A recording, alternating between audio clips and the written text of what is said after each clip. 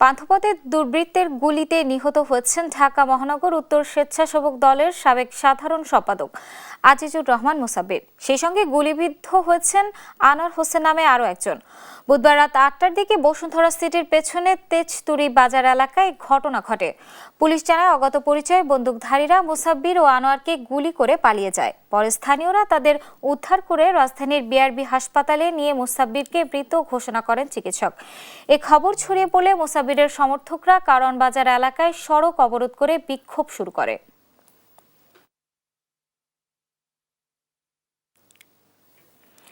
রাজধানীর পান্থপথে দুর্বৃত্তের গুলিতে ঢাকা মহানগর উত্তর স্বেচ্ছাসেবক দলের সাবেক সদস্য সচিব আজিজুর রহমান মুসাব্বির নিহত হয়েছেন। এ নিয়ে আরও জানাতে বিআরবি হাসপাতাল থেকে যুক্ত হচ্ছেন সহকর্মী আলী আকাশ। ঘটনার বিস্তারিত জানাবেন।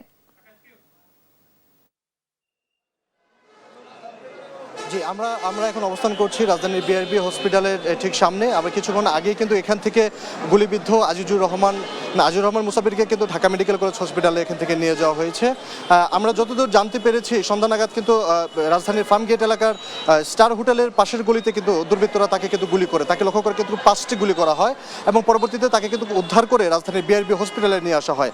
আমরা যেমনটি জানতে পেরেছি, এখানে নিয়ে আসার পরে প্রাথমিক চিকিৎসা তাকে দেওয়া হয়, কিন্তু পরবর্তীতে কর্তব্যরত চিকিৎসক তাকে আসলে মৃত ঘোষণা করে এবং তার পরবর্তীতে কিন্তু এখানে আসলে দলীয় যে নেতাকর্মীরা ছিল তারা কিন্তু এখানে উপস্থিত হয়। এবং ইতিমধ্যে আমরা যতটা জানতে পেরেছি, রাজধানীর পান্থপথ কিন্তু স্বেচ্ছাসেবক দলের যে নেতা যিনি ছিলেন আজিজুর রহমান মুসাব্বির, তার হত্যার প্রতিবাদে কিন্তু অলরেডি পান্থপথ এলাকা কিন্তু ব্লক করে দেওয়া হয়েছে। সেখানে কিন্তু বিক্ষোভ মিছিল চলছে যেমনটা আমরা জানতে পেরেছি।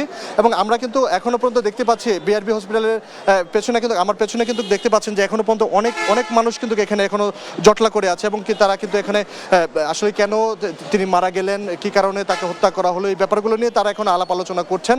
এবং তারা কিন্তু এখান থেকে কিছুক্ষণের মধ্যে হয়তো ঢাকা মেডিকেল কলেজ হসপিটালের উদ্দেশ্যে তারা রওনা হবেন এবং কিছু অংশ চলে যাবেন হচ্ছে রাজধানীর পান্থপথে, যেখানে আসলে বিক্ষোভ মিছিল চলছে সেখানে।